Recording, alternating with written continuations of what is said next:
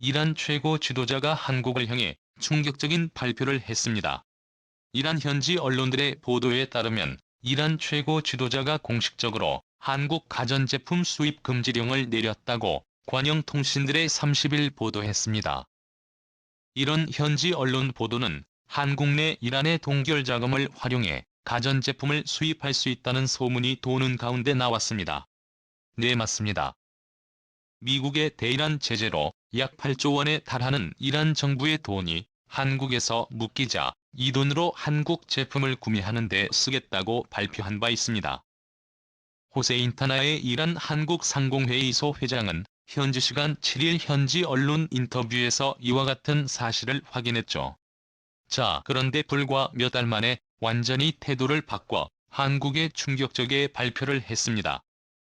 아이둘라 세예드 알리 하메네이는 최근 대통령실과 산업광물통상부에 서한을 보내 이란산 제품을 보호하기 위해 한국 가전 완제품을 수입하지 말라고 지시했습니다.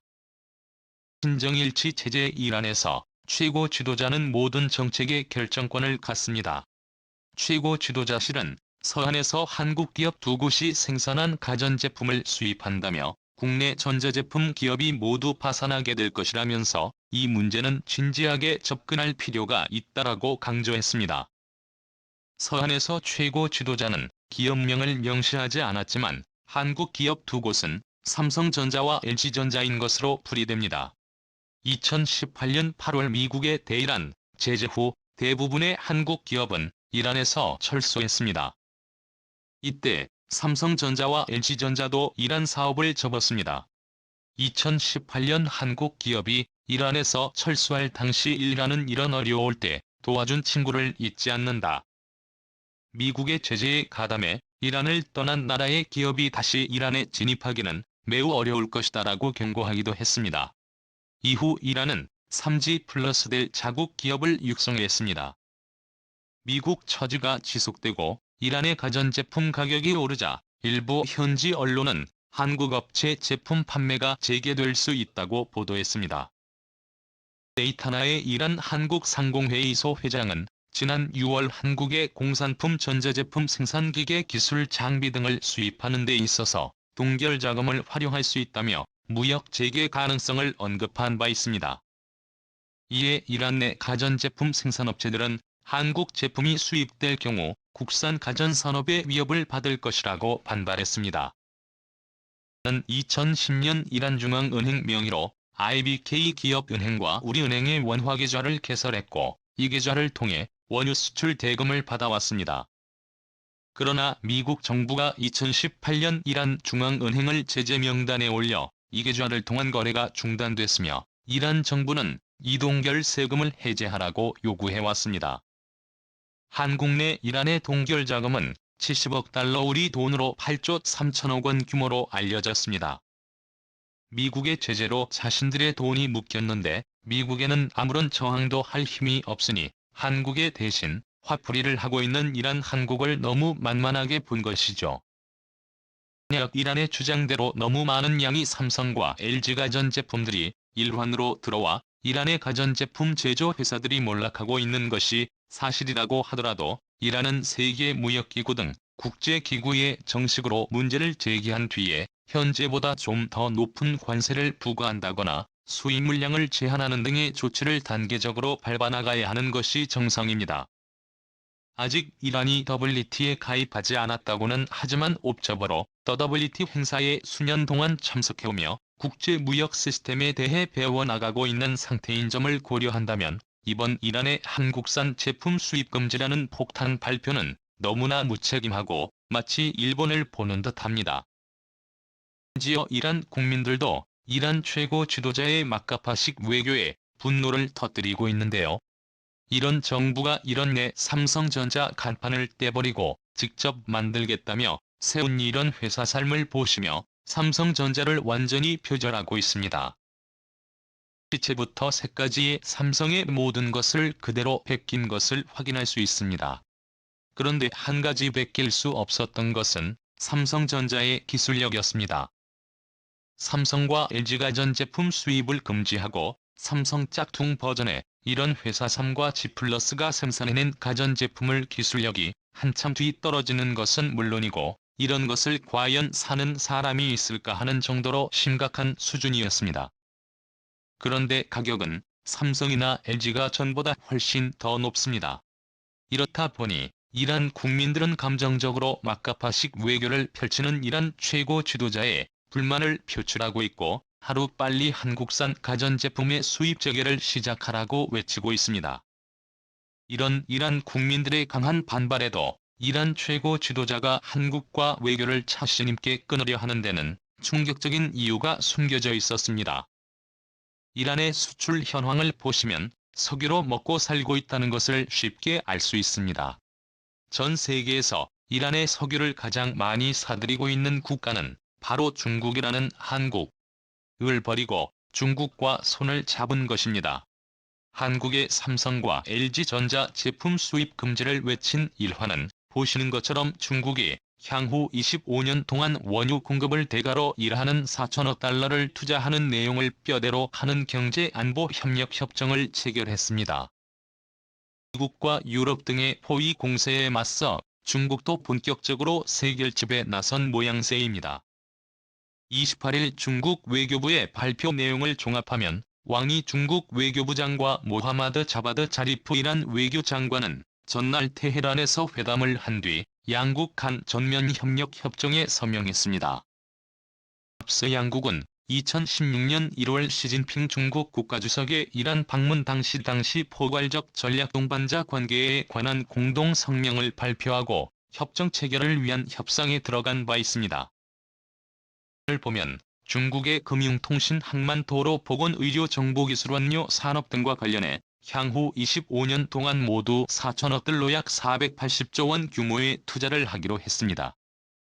대신 이란은 중국 쪽에 국제시장보다 저렴한 값에 안정적인 원유를 공급하게 됩니다. 대테러전과 마약 거래 인신매매 등 다국적 범죄 대처를 명분으로 군사안보 분야 협력도 대폭 강화합니다. 한국군 합동군사훈련과 군사기술 및 무기류 공동연구개발 군사정보 공유 등도 추진됩니다.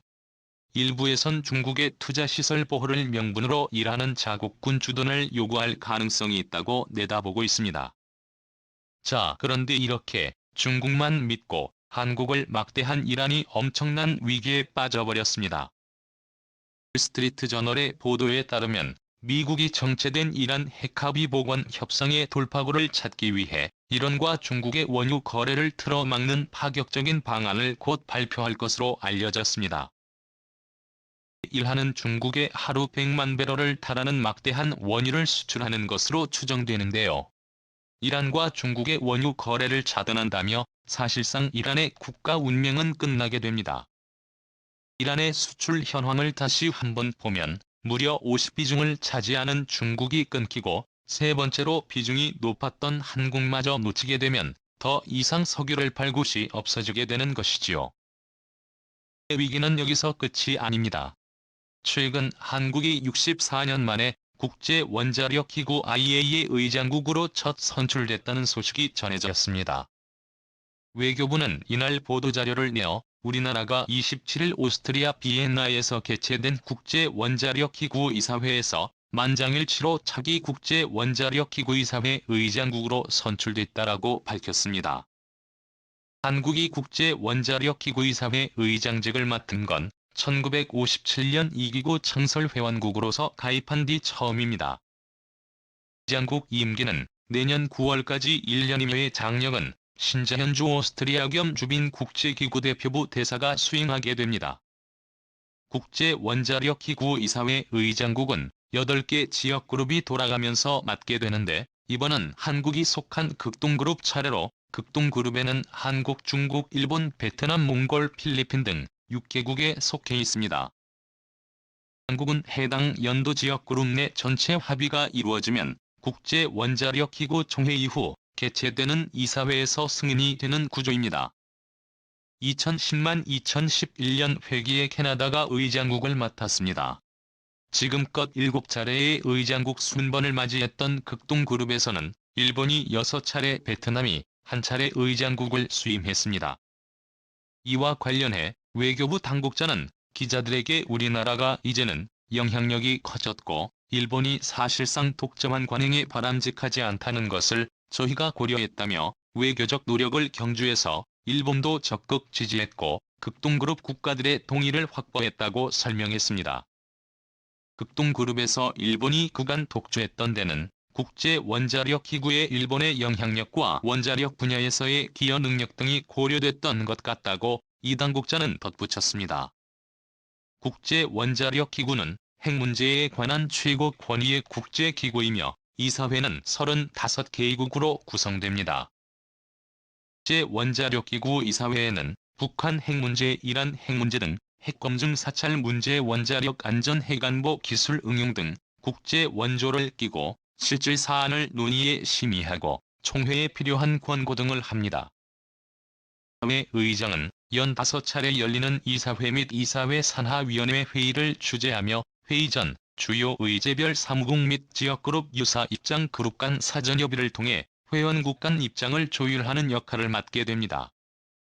외교부는 한국이 국제원자력기구 이사회 의장직을 수임하게 된 것은 우리나라가 비확산 분야 모범국으로서 원자력 평화적 이용을 위한 이 기구 활동에 적극적으로 기여해온 점에 반영된 것으로 평가된다며 이를 계기로 국제원자력기구의 핵심 이슈에 대한 우리나라의 관여와 기여를 확대하고 북한 핵 문제와 한반도 평화 안정에 대한 국제사회의 지지를 더욱 고해 나갈 것이라고 밝혔습니다. 한국이 이렇게 국제원자력기구의 의장국으로 등극하면서 후쿠시마 오염수 문제가 걸려있는 일본이 초비상 사태에 빠진 데 이어 이란도 대위기를 맞이했습니다. 한국을 버리고 중국을 택한 이란을 향해 미국이 이제는 중국마저 이란산 석유를 수입하지 못하도록 초강력 제재를 가하려 하자 이란은 국제원자력기구 IAEA 총회에서 하소연하며 도움을 요청하고 있습니다. 그런데 한국의 의장국 등극이 확정된 국제원자력기구 IAEA 의회인을 이란에 매우 적대적인 답변을 내놓았습니다. 이 얘기가 7일 회원국에 보낸 기밀분 기보고서에는 이란이 보유한 60 농축 우라늄의 크기의 증가에 고이란이 핵사찰을 일부 제한하고 감시장비 접근을 제한한 2월 이후 핵활동에 대한 감시와 검증 활동이 심각히 악화됐다라고 지적하고 있습니다.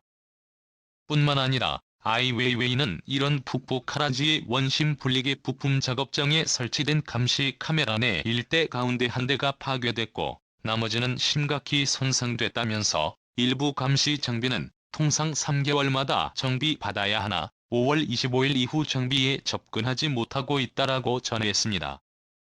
아이웨이웨이는 이란의 핵활동을 적절히 평가할 수 있다는 확신이 줄어들고 있으며 이란이 즉각 상황을 바로잡지 않는 한 확신은 지속해서 감소할 것이라고 경고했습니다.